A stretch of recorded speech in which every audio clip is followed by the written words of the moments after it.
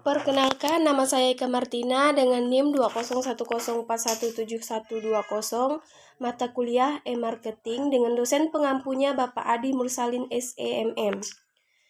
Pada pertemuan kali ini kita akan membahas bab 1 yang berjudul menerapkan digital dalam pemasaran. Apa itu digital? Digital merupakan cara baru dalam menyampaikan konten atau isi kepada pemakai dan juga dapat digunakan untuk membina hubungan dengan pelanggan atau bagi pemasar.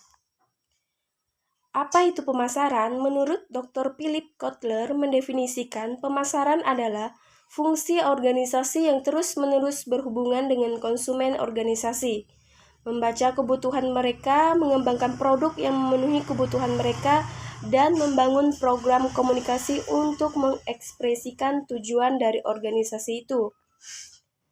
Pemasaran digital membantu menciptakan permintaan konsumen dengan menggunakan kekuatan web yang interaktif yang saling berhubungan.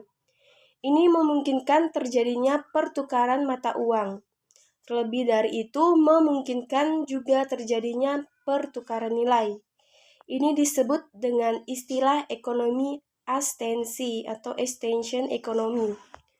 Pemasaran digital bisa kuat dengan dua cara, yaitu yang pertama, audiens dapat disegmentasi dengan sangat tepat bahkan sampai ke faktor-faktor seperti lokasi saat ini dan interaksi merek baru-baru ini yang berarti bahwa pesan dapat dipersonalisasikan dan dirancang khusus untuk mereka.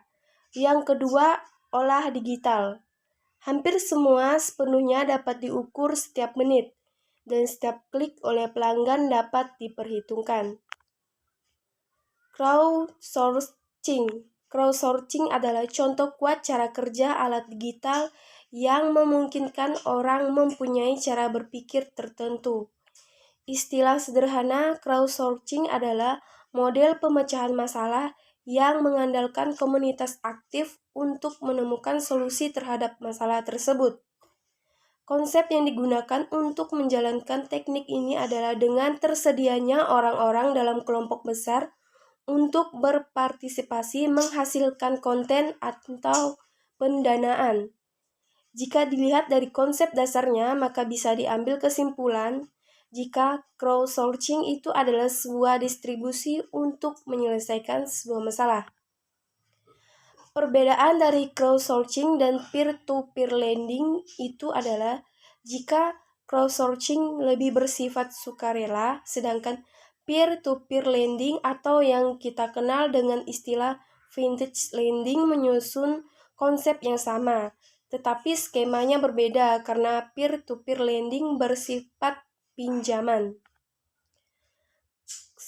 Selanjutnya kita akan membahas tentang crowdfunding. Crowdfunding atau turun dana adalah proses mengumpulkan sejumlah dana untuk sebuah proses atau usaha oleh sejumlah besar orang yang biasanya dilakukan secara online. Pilar utama dari sebuah crowdfunding adalah website dan pemilik modal. Usaha yang mau dijalankan nantinya didaftarkan ke dalam sebuah website terlebih dahulu. Siapapun yang tertarik dengan usaha tersebut dan setuju dengan syarat dan ketentuan yang dilampirkan, bisa langsung menanamkan modal yang di sana. Tunggu beberapa hari sampai kerjasama diproses, maka dana dari pemilik modal pun akan cair ke rekening si pelaku usaha.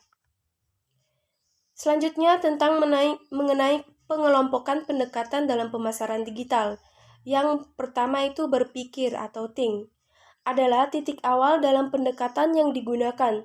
Pendekatan ini bertujuan mengembangkan rencana strategis untuk dunia digital. Seperti perencanaan komunikasi tradisional, pendekatan ini mencakup topik-topik seperti wawasan konsumen, penelitian, pengembangan konsep, alokasi anggaran, dan perencanaan saluran. Yang kedua, menciptakan atau creating. Menghidupkan konsep dengan menjalankan kampanye dan membentuk platform. Pendekatan ini mencakup sebuah aspek menciptakan aset web mulai dari desain dan pengembangan web sehingga copywriting konseptual, menciptakan aset media sosial, pengembangan ponsel, sistem bisnis rekayasa, dan integrasi media sosial. Yang ketiga, melibatkan atau agency. Bertanggung jawab untuk menggerakkan lalu lintas dan membangun hubungan. Pembelian dan perencanaan media, optimasi mesin pencari, pemasaran email, media sosial, dan manajemen kampanye adalah kegiatan utama di sini. Yang keempat, mengoptimalkan atau optimis adalah tentang perbaikan berkelanjutan. Ini memberikan wawasan dan pelajaran melalui analitik, pengembangan data, optimasi, dan pengujian konversi. Optimis relevan pada setiap tahap proses. Baik, sekian presentasi kita mengenai bab 1. Sebelum saya menutupnya, saya ucapkan terima kasih.